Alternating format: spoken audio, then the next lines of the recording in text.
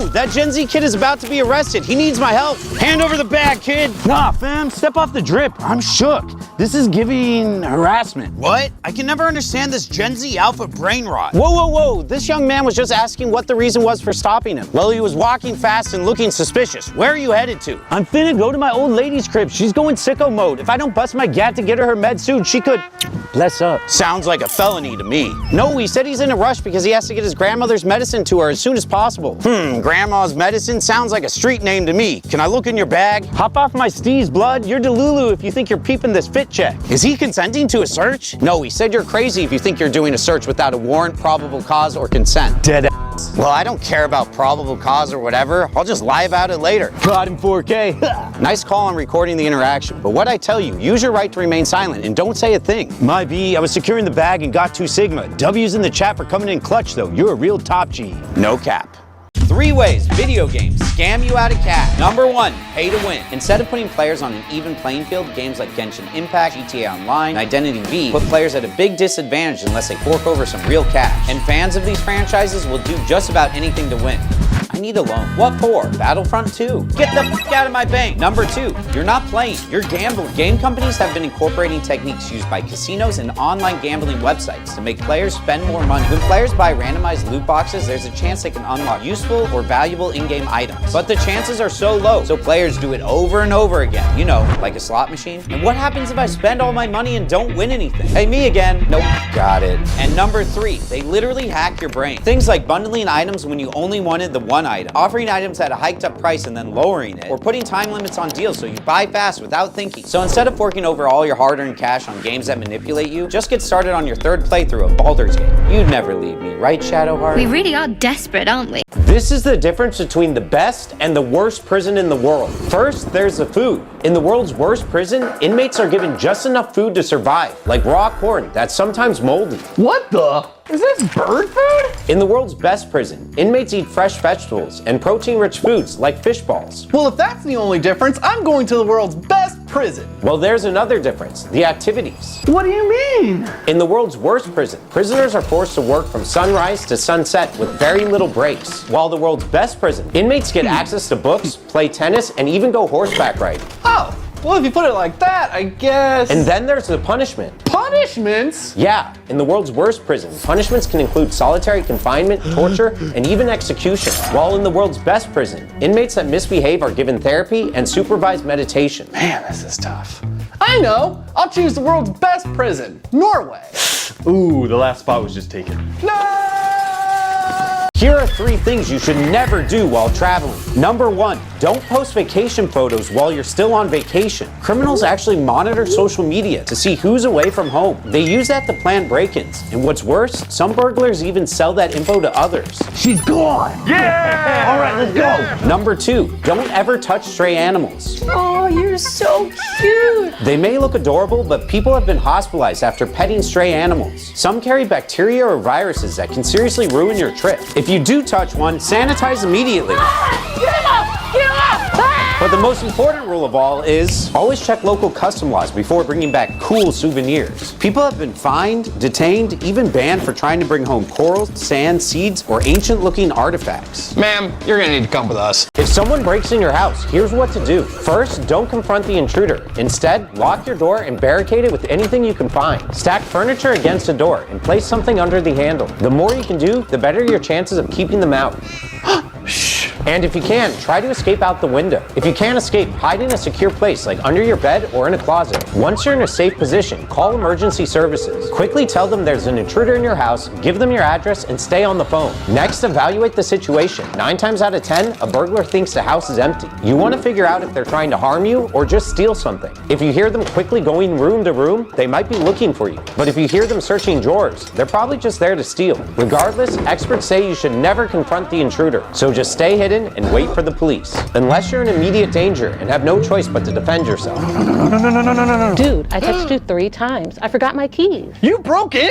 You weren't answering. And I brought noodles. If the cops show up at your door in another country, here's what happens. In America, police often use the knock and talk tactic. That's when they knock, act polite, and try to get you talking so you let them in. In Italy, the approach is much more formal. Grazie, madam. They'll identify themselves and explain why they're there. In India, officers will loudly announce themselves and demand compliance. And in Brazil, it often depends on where you live. In middle-class areas, you might get a polite knock. But in poorer areas, it can be a violent raid with weapons drawn. Then, there's what they're wearing. In America, local police often wear dark navy uniforms with badges displayed, while Italian police use black uniforms designed by Armani, complete with capes and a signature red stripe. In India, police often wear khaki uniforms with peak hats or berets, and they usually carry batons called lattice. And in Brazil, police wear gray or camouflage fatigues, reinforced with body armor and cameras. But what are they each allowed to do when they show up at your door? In Italy, police need a judge's order to enter, and night searches between 10 p.m. and 7 a.m. are rarely allowed. In India, officers are supposed to bring 2 neighbors as witnesses before entering. And in Brazil, entry requires a court order, but police can still enter in an emergency or if a crime is happening right in front of them.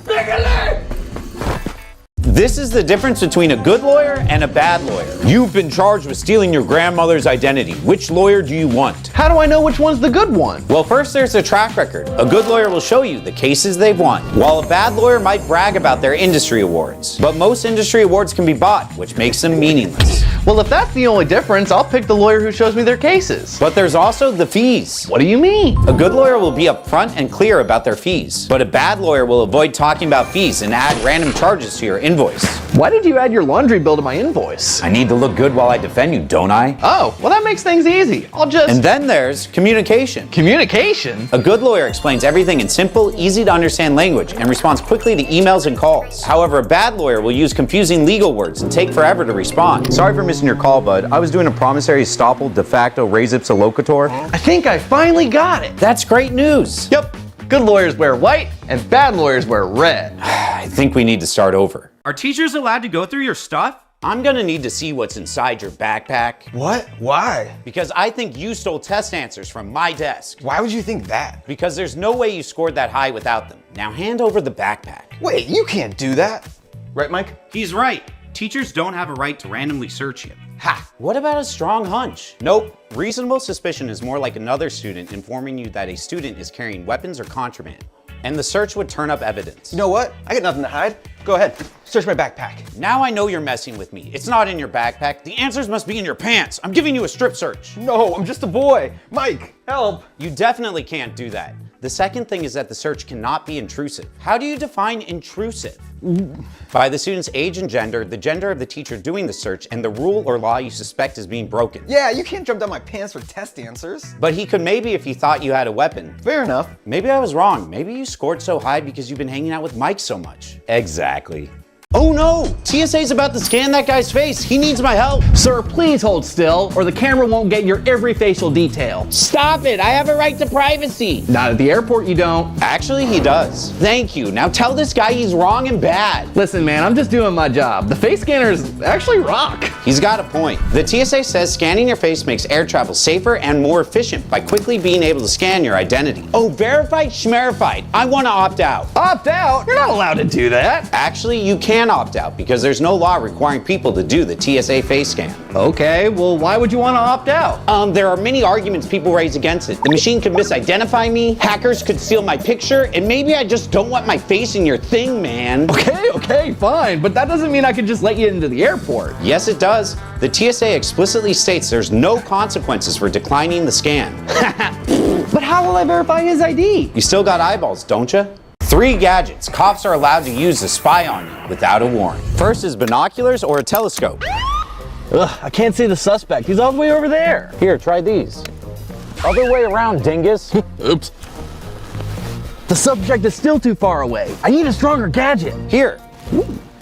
Yeah, look at my sweater. Blue, white, and blue. Police can use these gadgets to observe criminal activity in plain view, as long as they're viewing from a lawful location like this public street. Next is a flashlight. Police are allowed to use flashlights to illuminate any area you can see in plain view. Ooh. Which means cops shining a flashlight in your car does not violate your 4th Amendment right against unreasonable searches. Not the flashlight. This is your sign to clean your car. Next are night vision goggles. Cops are actually allowed to use night vision goggles without a warrant because they don't reveal anything that can't already be seen in daylight. Wait, what? I bet you agreed to these 3 crazy terms and conditions without even knowing it. Number 1, everybody knows that when you buy music on iTunes, you don't really own it. Aw man, where did all my Nickelback albums go? But did you also know that it says in its terms and conditions that you will not use any Apple products to make biological weapons? Aw man, where's all my... Number 2, the zombie apocalypse clause. The what? Yeah, Lumberyard, an Amazon game, said in its terms, if viral infections transmitted by biting causes human corpses to reanimate, then certain developer restrictions will be lifted. But did they ever have to enforce it? Nah, it was more of a joke the lawyers came up with. And number 3, Facebook is notorious for making you agree to basically letting them do anything with the data they collect about you. 1 in 3 males experience performance issues when... But did you know that you also gave them a license to use your photos? What? Facebook says it's limited to improving their products and developing their AI. They're feeding my son's baby photos to robots? Zombies? Bioweapons? Mike, I didn't agree to any of this. But you did, and I bet you did too. If you see something you're not supposed to, here's what to do. Go, go, go! Ah! Wait, was that blood? Do not freeze or confront him, just sprint to the car. He's getting closer. Maybe we should split up. No, stay together. You're easier to pick off alone. But what if he has a weapon? Then zigzag, use the trees as cover. It will make it harder to see us. The car. Who has the keys? One of these will work. Okay, listen carefully. When you reach the car, press your left thumb against the keyhole. Then push the key against your thumb and slide it in. It will stop you from missing. Oh wow, first try. That never happened. Drive home! Drive home! No, drive straight to the nearest police station. You don't want to lead them to our house. It's not starting. It's not starting. He's coming. He's literally right there. Ah! Want a slice? I can eat. If your teacher gives you too much homework, can you sue them? I have to read all of these by tomorrow? I'm gonna sue you. Don't you know there's no limit on how much homework I can assign? She's right. Most schools don't have laws limiting homework, but if your school has a policy on maximum assignments, you can report her if she's breaking the rules. But Mike, I can't handle all this homework. Are you sure I can't sue her? Technically, you can sue for anything, but winning, that's a different story. You'd have to claim emotional distress, and proving that over homework would be very difficult. So you're saying there's no way I can win? Well, there was this one time. A group of Canadian parents sued their kid's school, arguing that homework was damaging family time. And guess what? They settled with the school, and their kids never had homework again. Mom, Dad, we're moving to Canada. 3 insane last meals actually requested by inmates. At number 3, dirt. That's right, when James Smith was sentenced to the Forever Dirt nap, he responded with, fine, I'll have a Forever Dirt snack. But why he requested dirt is what's even crazier.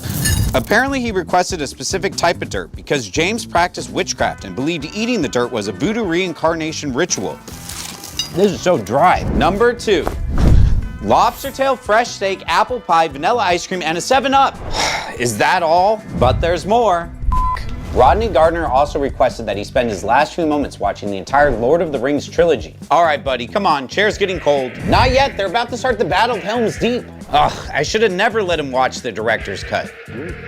Oh, and number 1, veggie pizza, but not for you. The inmate actually requested that it get donated to the homeless instead. Oh, thank you. Is it veggie? Never mind, I'll sift through the garbage instead. I mean, it was a nice idea, but come on, man. Veggie? They're homeless, not crazy. Don't ever wear this to court if you want to win your case. Number 1, unkempt beards. Bleh. What's all over you? Barbecue sauce. It's a snack for later. Ugh, come on, man. There's a sink down the hall. Number 2, clothes showing illegal activity. How are we to believe you're innocent? Because I hate drugs and stealing. It couldn't have been me. You're literally wearing a shirt that says I heart drugs and stealing. I'm wearing it ironically. And number 3, too much cologne. As you can see, this surveillance footage completely exonerates me. I was in another state when the crime occurred. Ugh, that's so strong. I'm getting lightheaded. What did he just say? I'm too focused on the smell. Probably nothing important though. Ugh, something about him being guilty, I think. Well, Your Honor. Your Honor. Guess which YouTuber got away with the crime? Win some cash. For $100, can you tell me which one of these YouTubers got away with the crime? I Show Speed or Mark Rober? Trevor. That is incorrect, I'm sorry. I Show Speed. That is correct. Would you like to go for double or nothing? Sure, let's do it. For $200, can you tell me which crime he got away with? Visa fraud or speeding? I want to say speeding, but I feel like visa fraud is probably a better answer. That is correct. During one of Speed's world tours, he entered New Zealand on a tourist visa but continued to stream and make money, which violated the visa conditions. Now, would you like to go for $300 or nothing? Let's do it. For $300, which is the most likely punishment Speed could have gotten if he was officially charged? A countrywide ban or a $15,000 fine? It was the ban. That is correct. Now, for an extra $100, do you follow me? Of course. All right, let's see. Subscribed right there. Thanks for playing, man.